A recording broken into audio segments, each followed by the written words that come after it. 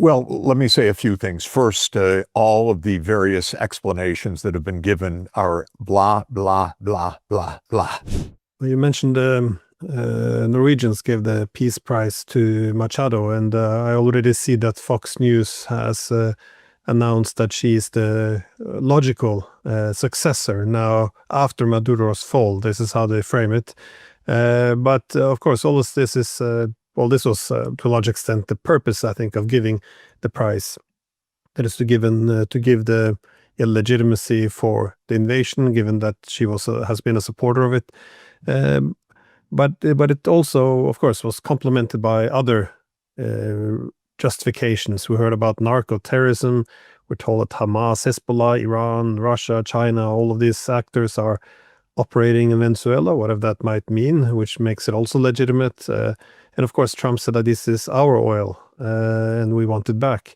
So with all of this various different justifications, none of them are very convincing. And in terms of trying to put in Machado, though, as you suggested, it doesn't seem as if the game isn't over yet. The idea that they can just kidnap Maduro and then Washington can elect the new leader, it doesn't seem to work this way. But do you see, how likely do you see the U.S. being able to essentially break the Venezuelan government now that the president has been taken? Well, let me say a few things. First, all of the various explanations that have been given are blah, blah, blah, blah, blah, meaning that they are whatever joke or improvisation the United States wants to use for the moment. The U.S. has been trying to overthrow the government of Venezuela for 23 years. They tried a coup against the predecessor of Maduro, Hugo Chavez. They have announced that the U.S. is the enemy, that Venezuela is the enemy of the United States, to put it more clearly, because this has been a left-wing regime that believes that Venezuela's resources belong to Venezuela, and that Venezuela does not have to follow the U.S. Dictates on who controls the oil and who receives the rents and so on. And so this is a long story, and it's very important to understand. In 2017, in Trump's first year of office, he said to a dinner table of Latin American leaders, "Why don't I just invade Venezuela?" Two of the leaders talked him down from that. I heard from two presidents that were there independently about this dinner. That idea of Trump of invading Venezuela is 8 years in the making. The lead cheerleader of invading Venezuela was Senator Marco Rubio, and now Secretary of State Marco Rubio. And there were celebrations in Florida today of Venezuelan expats and others celebrating the U.S. action. What does this mean? This is partly U.S. politics because Florida is a swing state, but it means it's been a long-term project. Whatever is said is just blah, blah, blah. This is a concerted, long-term attempt to bring down the government of Venezuela. I think people would do well to understand how the U.S. foreign policy operates. It operates on a long-term basis and tells whatever lies or stories or narratives it wants to tell at any given moment to keep the long-term narrative.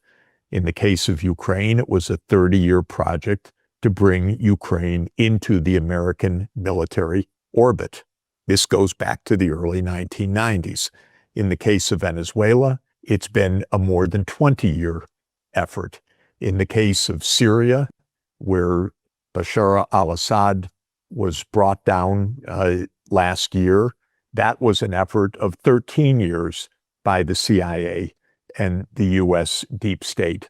These are projects, and trying to overthrow Venezuela, which just happens to have the world's largest reserves of oil in the whole world, larger than Saudi Arabia, though more expensive to produce because it's heavy oil, but still the world's largest reserves.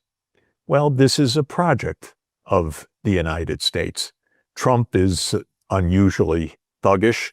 The collapse of the American constitutional order is very far advanced.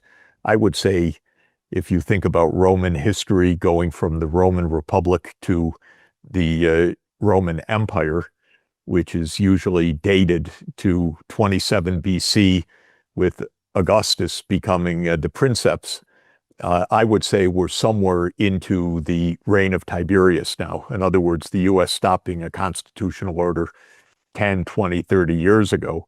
But we have the trappings of the Senate the same way that the Romans kept the trappings of the Senate. We don't have a constitutional order. We have a president enriching himself and his friends. Nobody says a word. We have a president that rules by executive decree. No one says a word. We have a president going to war against Iran or complicity in Gaza or attacking Venezuela or bombing Nigeria. Nobody says a word. We're into a post-constitutional order in the United States. So this is really our situation. It's quite dramatic. The world should not sit by if it takes any lessons from history. This is an extraordinarily dangerous period. The reason we created international law, the International Court of Justice, was not for the U.S. to sanction it and threaten it and bludgeon it. It was to avoid global annihilation in a third world war, but that one in the nuclear age. We're getting closer to that every moment when we rip up the UN Charter. 大家好，我是主播周玉琴。很多的朋友告诉我们，太阳星全效克菲尔益生菌帮助了睡眠品质。原版的太阳星全效克菲尔益生菌，它添加有超级食物羽衣甘蓝，健康再加分。而有睡眠困扰的朋友们，赶快选择蓝色包装这一款晚安加强版，绝对是更有感。每日克菲尔，时刻美好 ，Good Feel Good， 请上快点购为健康下单，而且要记得输入推荐代码，有额外的折扣优惠。太阳星全效克菲尔益生菌基础版、晚安加强版新包装改版，内容不变，抽取更方便。要吃就吃最好的。